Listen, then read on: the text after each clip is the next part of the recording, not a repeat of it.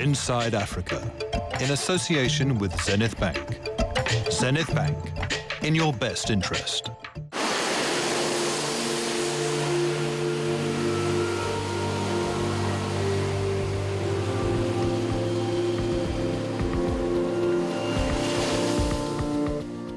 It's the smallest nation in Africa, an archipelago of islands 1,600 kilometers off the coast of Kenya, surrounded by the glittering waters of the Indian Ocean. We are blessed with some beautiful islands in the beautiful corner of the world. We've got lots of good things going for us. This week on Inside Africa, we dive into the Seychelles, a remote getaway for tourists worldwide. But there's much more to this destination than the five-star hotels and private islands. Its food, music, and art have been influenced by a unique blend of cultures and histories from around the world.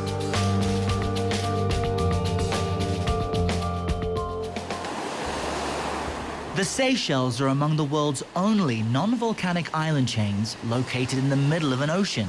It's said these 115 islands were originally uninhabited until around 3 centuries ago when French colonialists arrived, bringing African slaves with them. The mix of these two groups is still evident today, with a variety of people living together on these islands. Locals we've talked to say there's zero discrimination, and this fusion of cultures is a point of pride among people from the Seychelles, or the Seychellois as they're called, especially when it comes to food. Creole is a mixture of maybe Africans, Asian, and Europeans also. For Maria Sobana, who was born and raised here, food has always been a part of her life. The real Creole cuisine to me is what my mom cooked at home. That's what I learned from my mom. So we're having different dishes like the grilled fish, the curry. You can have fish curry, meat curry. We learn, we get influenced by our parents, and then I was ambitious, and then, you know, I want to know everything just to try it, but I didn't know if it was perfectly well done. But I want to try it because I see Mom every time cooking curries and all this, and then I want to try. A few decades later, Maria's ambition paid off when she opened a restaurant with her sisters and mother. I love cooking. It's a passion for me. I didn't study tourism. I didn't study to be a chef. I didn't go to school for that. I worked before as a private secretary in office. I worked with government 9 years. And then after, I always wanted to have my own business. That's why I was ambitious. I wanted to have my own business.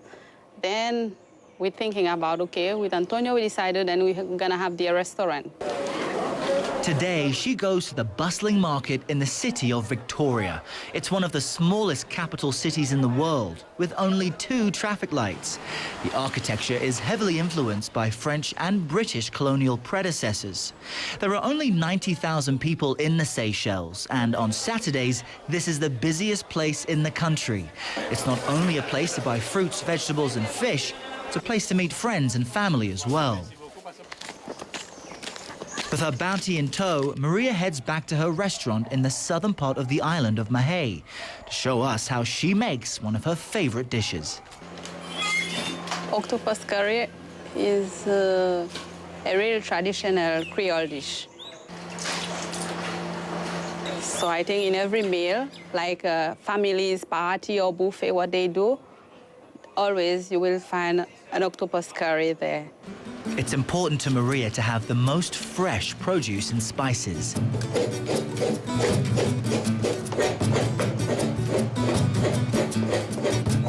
So now I'm going to put a little bit curry powder, 1 teaspoon, and then I'm gonna mix everything together.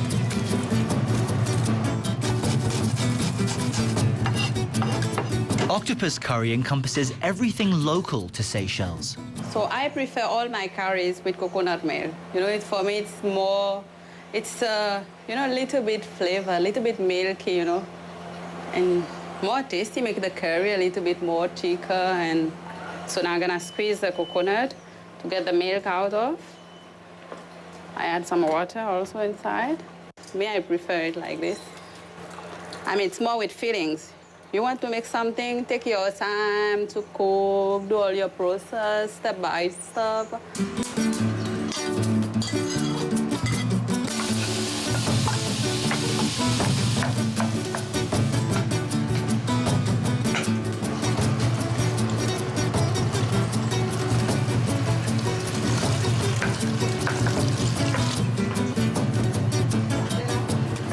While octopus curry is done, the real octopus curry from the Seychelles, let's do in it. For the people here, the most popular dish is fish. Chef ULRICH DENIS is one of the only executive-level chefs on the island. He's written a book on Seychellois cuisine and plans to write another. Here in Seychelles, we used to blend spices. Like in India, we used to take these Indian spices, like coriander, garlic, ginger. It's in all our cuisine, we use garlic and ginger. This must be there every day. In all dishes, you will see this garlic, ginger, sometimes chili. It's very amazing when you blend these three items together. You crush it, you marinate it with a fish fillet, with some oil, some chopped onions, and then you grill it. When you smell the taste, I mean, it's amazing. ULRICH was born here but studied cooking in France. His style is Seychellois fusion. Seychellois people are origin African. We are the African origin. It's a mixture of people, as you can see.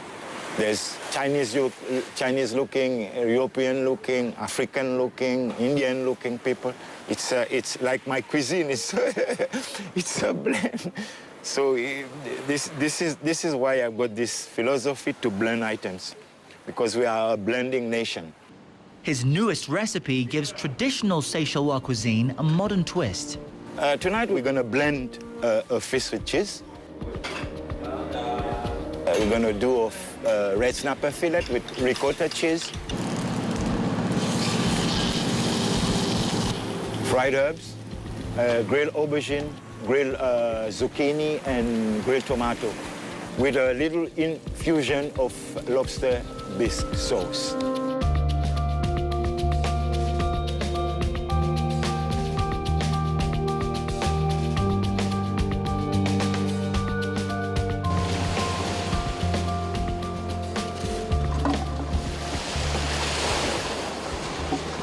Now we're going to try my own recipe. This is a nice blend. I mean, you feel the taste of the cheese together with the fish, and it's blend very nicely together. Now, I'm very proud of this recipe. I'm very proud of it. Creole cuisine. Up next, we leave this beachside restaurant on Mahay and set sail for Promotional, the nation's second largest island, in search of a rare and prized species native only to the islands of the Seychelles. In the heart of the Seychelles island of Promotional lies the Vallée de Mai, a palm forest that stayed relatively unchanged since prehistoric times. This is a UNESCO World Heritage Site because of its rich biodiversity. It's one of the original nesting grounds for the black parrot, the Seychelles' national bird. And it's one of the few places in the world where the famous coco de mer grows. And now we are going inside to look at the biodiversity of the park, or we see what we can see inside. Victorin Laboudien is a member of the Seychelles Islands Foundation, which manages the World Heritage Site. We try to protect our endemic species, the coco de mer and the black parrot. Both the most poaching now in the country is on coco de mer. But that's why we want to protect as much as we can our biodiversity. The foundation was established in 1979 to protect the natural heritage of the Seychelles. Victorin is keen to spot an endangered black parrot.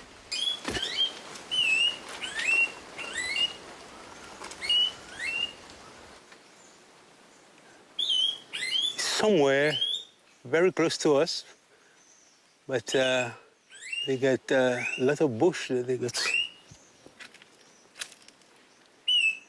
Here they. I'm seeing the black parrot now. He's up there on the branch. They got a single one.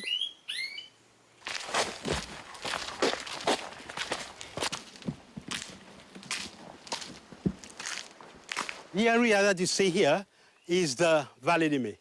And all the palm that you see standing surrounding here is the palm of Coco de Mai. The Valley de Mai is the largest intact forest of the infamous Coco de Mar palms. Before the Seychelles were inhabited, Coco de Mer were only found washing up on nearby beaches, leading some to believe they came from a tree deep within the ocean. This is the fruits coming from the female trees. To find the shape of the nut, you must remove the husk. But this one, just the cat king that you see, is the male cat king. On the male cat king, normally you get little yellow flowers come there, and that they have the pollen that they use to pollinate the female. The legacy of this rare species is part of the legacy Victorin seeks to preserve. When I walk through the park, to the bush, to the reserve, I really enjoy it. And I make sure I protect it for my daughter, my granddaughter, and the next generations, and the people of Seychelles, people of the world will enjoy it like I enjoy it. Now, for other Seychellois, like artist George CAMILLE, the largest seed in the plant kingdom serves as his muse. I choose to use the Coco de Mer as a symbol in a lot of my work, because for me it symbolizes the beginning, birth. Or the other one is the graphic, it's a really graphic nut, and it's amazing to draw it, His gallery on the island of Mahé is filled with art alluding to the Coco de Mer. This painting, it's a collage on canvas. It's called The Journey, and it represents the sort of journey of life, basically, that everybody goes through from birth to death. And in it, the Coco de Mer symbolizes the beginning, life, and the leaf, which is a dead leaf, it's the end. For George and many others, the Coco de Mer has a sexual connotation. Celebrating the female form. And if you look at the copper, you will see there's a painting within the painting, if you look carefully, because I want to put all the nudes in the context of island, of Seychelles, of Creole. So you will find like turtles, you would find geckos, you would find, fishes. All that would be part of it, just to put it in a sort of African context.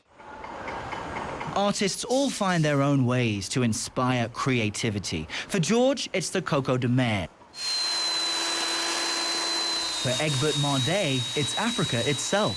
See, my inspiration comes mainly from the daily life of people in Seychelles, as well as things that happen abroad. Another inspiration for me is blues music. The way they do their lyrics, the music, the sounds are put together. In my case, it's how the colors, the visual elements, the colors, the lines, textures are put together to express these emotions. And it gives you a sense of, you feel, what word do I use? It's a kind of redemption. Certain elements that intrigue EGBERT draw from the darker part of Seychelles' past.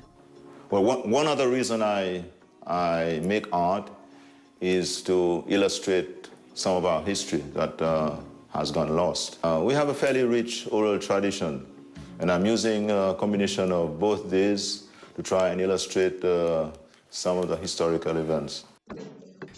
He studied to be a biology teacher in the UK, but when he returned home, he was inspired to create art. Our biodiversity is very special, but the closest, the continent nearest to us is Africa. And historically, we've had a lot of links with Africa ever since the first days of slavery.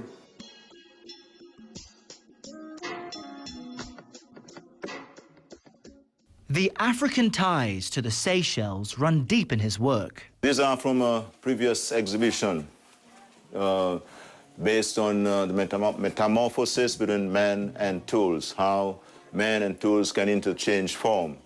And I was making special reference again to history, again to slavery, when a slave was nothing more than a set of tools.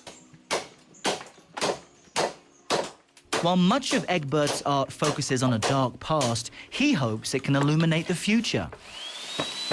There's a saying in some American Indian culture that the aim of art is to make the world more beautiful. I think this is a very good way of putting it. How do you make the world more beautiful? It's not just throwing colors on canvas, but by illustrating the things that are taking place in life, the beauty of life as well as the ugly side of life. You are helping the viewer to understand this, appreciate this, and hopefully do something about the unfortunate aspects of life. Next, we explore the sounds of the Seychelles, traditional and modern rhythms that are setting the tone for the country. One more sunset in the Seychelles, with sunburnt memories of you. When it comes to music on the Seychelles Islands, there are two camps divided by generations. Older Seychellois are fans of the traditional Sega and Mucha genres, sounds developed on the islands, tinged with African, Indian and French influences. It's in one of the capital's most popular music shops, called Dam's Enterprise, where we find music producer Greg Hall. Well, usually I pop into the store sometime to see the local artist who's doing good, because this is the main stores where they sell the local albums. The young artist is more into hip-hop, R&B, and reggae dancehall. And while Greg sees the divide between young and old, he says the beat stays the same. Seychelles, it's island. Island music is reggae music. So if you go around, a lot of people will be listening to the reggae music. In fact, if you look at the stores here, if you look at the album that's being sold, most of it has the reggae beat and the reggae dancehall. You just feel it inside. Once the reggae music starts playing, you know, you just feel the rhythm and you go with it. And the traditional music will never die.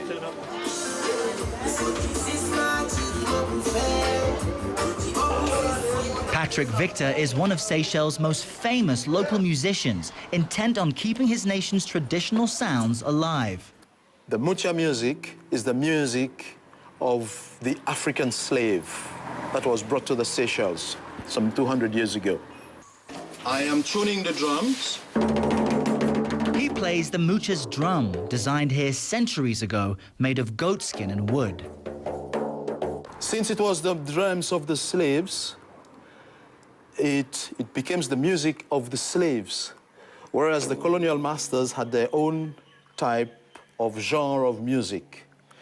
And the Mucha singing and dancing used to be outside in the plantation or in the village. And also because the songs being sang, being composed on the spot, were powerful songs, telling the stories, telling the miseries, telling about the sadness, but also expressing their hope. Their hopes of a better tomorrow. In colonial days, these rhythms were used to unite the slaves of different African origins. The Mucha rhythm was a language they could all understand. People who had got the drums in the neighboring village or neighboring hills would hear and say, wow, there's something going on there. And they would take up the drums and say, I'm going down there, and they will join in the fray.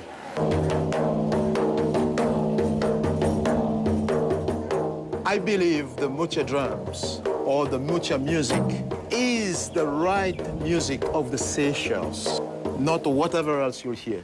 This is our music. And because it was banned, the youngsters do not know very much about it and its history. Le moment qu'il tape le bongo, il a boom, boom, boom. Patrick hopes these youngsters will learn their country's musical traditions and pass them down. We've got a good portion of musicians like me, still strong enough, still composing, still creating music influenced or based on our ancestral music. I'm not really concerned because there's a good portion of the young composers, young creators who are already seeing light. Okay, Ruben, whilst listening to you there, I had the feeling that it's a beautiful song, a great song. Some of these younger Seychellois musicians have joined Patrick today.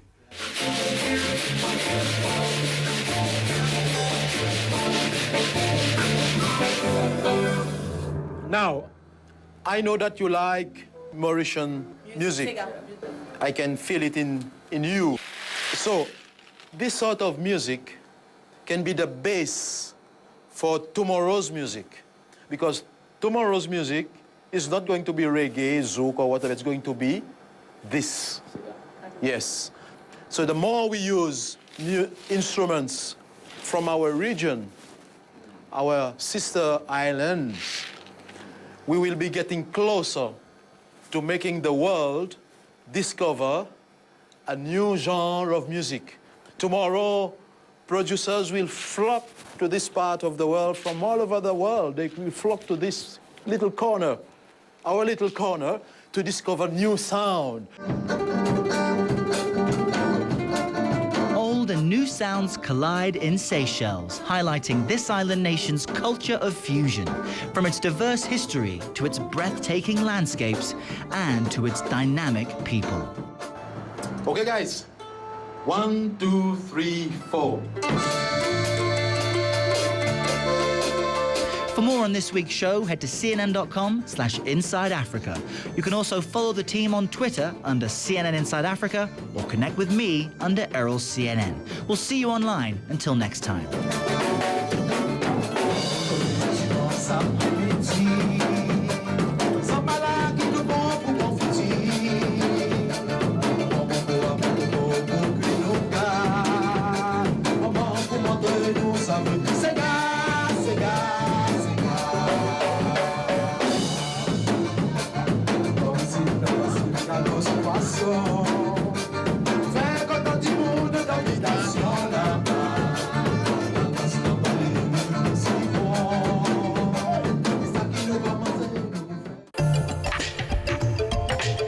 Inside Africa, in association with Zenith Bank. Zenith Bank, in your best interest.